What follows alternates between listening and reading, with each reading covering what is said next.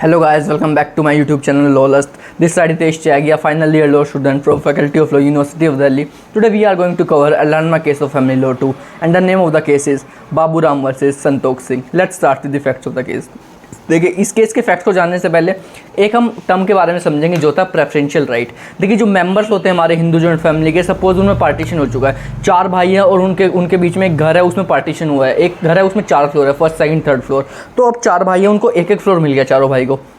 तो preferential right क्या होता है, सपोज एक भाई हैं जो फर्स्ट फ्लोर पे रहते हैं, वो अपना घर बेचना चाह रहे हैं, तो उनका ये हक बनता है, उनकी ड्यूटी बनती है कि जो वो उनके अलग तीसरे भाई हैं, जो तीनों भाई हैं, उनसे एक बार कंफर्म कर ले कि आपको तो प्रॉपर्टी नहीं खरीदनी है।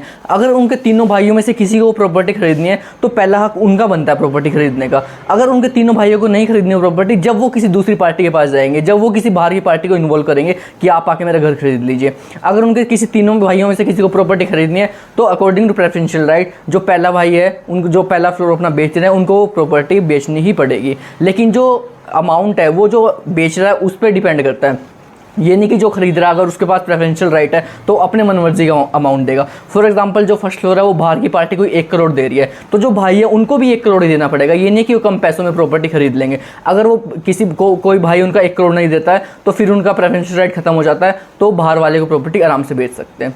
तो अब जानते हैं इस केस के फैक्ट्स के बारे में। Santokh Singh and Nathuram were 2 brothers and they inherited some agricultural land after the death of fathers. 2 भाई थे, Nathuram and Santokh Singh.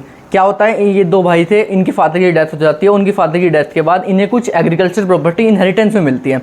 Letter Nathuram sold his share to Baburam. एक भाई है नथुराम, वो अपना शेयर जो बाबूराम को बेच देते हैं।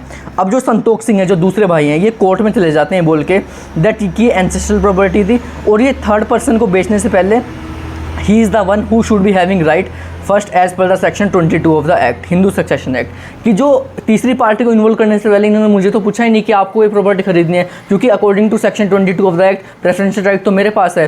तो अब इस केस में इशू ये आता है that whether the preferential right would be applicable even with respect to agriculture land.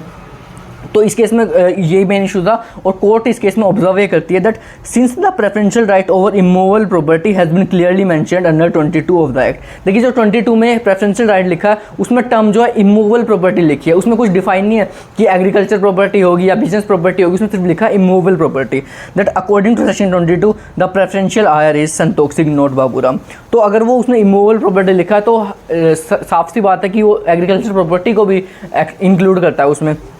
तो अकॉर्डिंग टू सेक्शन 20 जो प्रेफरेंशियल आयर है वो हमारे संतोख सिंह हो गए, ना कि बाबूराम।